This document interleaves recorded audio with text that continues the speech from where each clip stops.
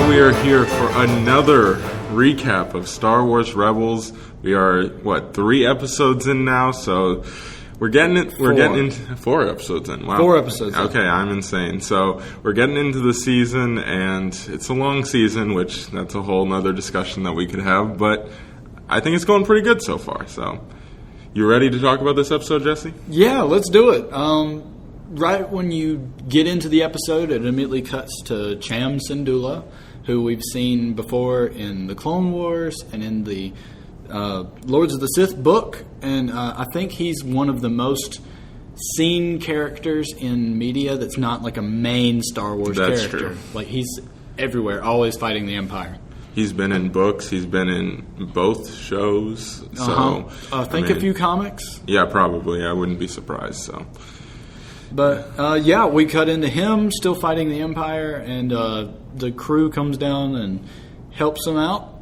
And then Hera finds out that their capital city has been taken, and her home has been taken over as a headquarters, which I think is a little convenient. But I guess Cham was a general, so it makes sense he would have headquartery stuff in his home anyway. Yeah. I think it's Ryloth is the planet, right? Ryloth, yeah.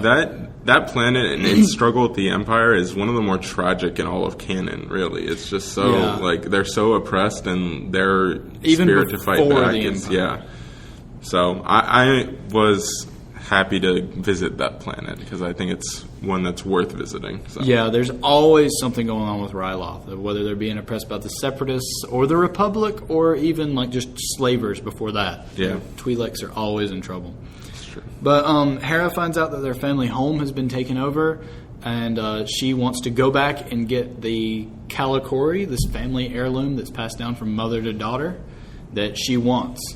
So she goes, and her and Ezra, geez, how can I forget his name? They disguise themselves and sneak into her home and try to get that back. Yeah. What did you think about her kind of going back just for this family heirloom? I think it's kind of interesting. Like, it's a little cheesy, but I mean, she obviously cares so much about her mom, and that's her mom is the reason her and her dad don't have a good relationship. Yeah.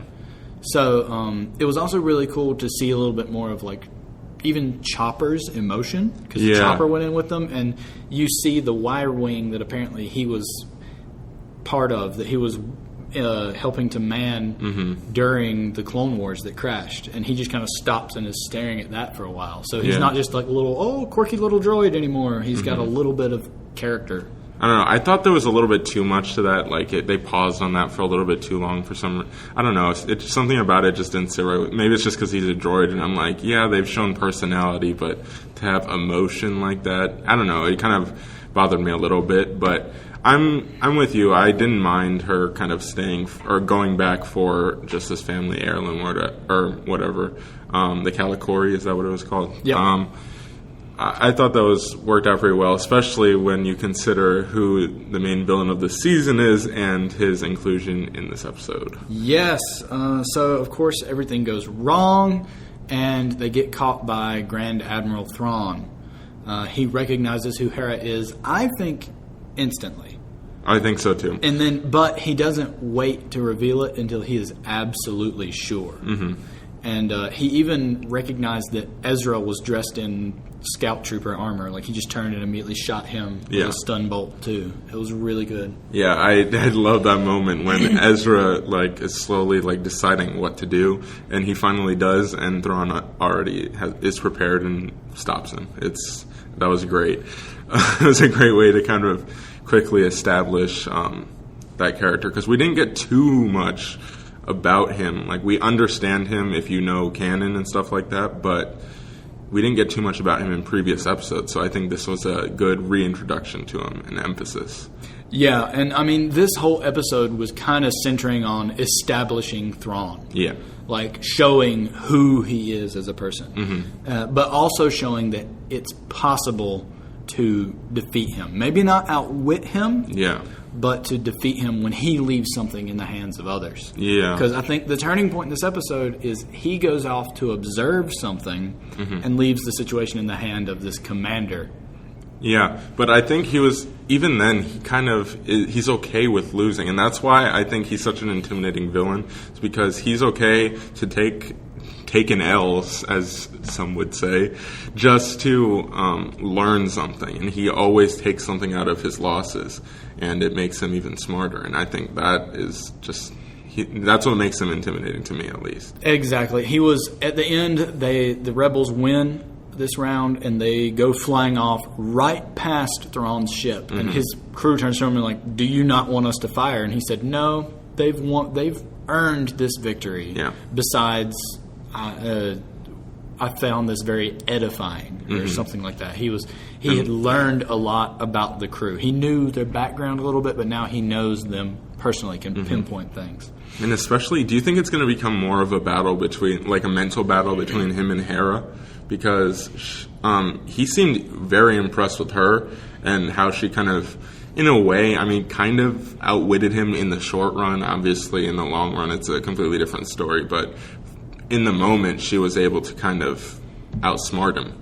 Yeah, he refers to Cham, her dad, as his nemesis, which I think that's a little strong language, but still, Cham is a force to be reckoned with. Yeah. And, I think that there's going to be a lot of back and forth between him and Hera throughout the rest of the season. One thing that I really loved in this episode is this commander that Thrawn is working with. He is questioning Thrawn on, like, what do you care about this little piece of art? Why do you want to keep this and study it? And Thrawn gets violent. He grabs him by the collar and just starts shaking him and about to hit him. You can tell before he calms himself and kind of explains himself, but ultimately just says, "I'm in charge. Do what I say." Yeah, that was a really interesting moment because for a second he lost control and then he kind of restrained himself. So I don't know necessarily what I took out of that, but I definitely thought it said something about his character. That for a quick second he just lost control, but then he was able to refocus himself. So I don't know. I did find that really interesting. Yeah, that moment, I think I told you right as the episode ended, but that moment really reminded me of a moment in Legends material back in the original Thrawn trilogy where there's this ensign manning a tractor beam thing, and he fails. This one rebel ship just evades, does some maneuver and gets out of the tractor beam to escape. And he asks, Thrawn goes and asks, why did this happen? The ensign says, I wasn't trained to deal with this specific situation. Yeah. And so Thrawn calls the guy that trained him over there and says, what's the point of having you around if you can't train our men to work properly? And just kills him on the spot. But not in the way that Vader would kill someone on the spot for failing. Because Thrawn always wanted to inspire loyalty and respect, not just fear. And I think we're going to see more of that as we go through as well. Yeah. Do you have any quick predictions for the next few episodes coming up? I didn't see the episode preview for what's coming, but I definitely think next episode will probably involve Cham again, maybe be back on Ryloth. I doubt Thrawn will be back in it. I feel like they're going to have him go away at least for another episode or two and then come back strong. I'm not really sure. Yeah. Do you think we're getting any more Vader anytime soon? I'm not sure. Maybe towards the end of the episode, but I feel like with Rogue One coming, that they might hold off on Vader for a little bit. I'm really interested to see, because one thing that they've always said is that they are very aware that Rebels and Rogue One are in the same vicinity when it comes to time.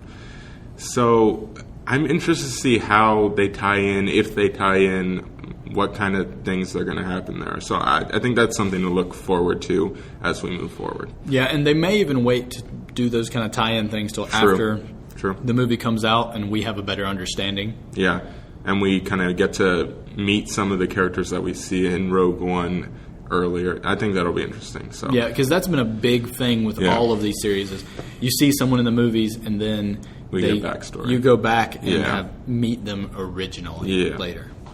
All right, well, that was our Rebels recap. Thank you for joining us for that, and thank you for joining us for this entire episode of the ScreenFellas podcast. If you are just watching this review on YouTube, make sure you check out the podcast with the full shebang. We're going to have a Westworld recap. I believe we might be reviewing the Kevin Hart thing. So that'll be a fun episode. So make sure you check that out. Make sure you subscribe to get all of the podcasts, and subscribe to this YouTube channel. Give us a thumbs up. And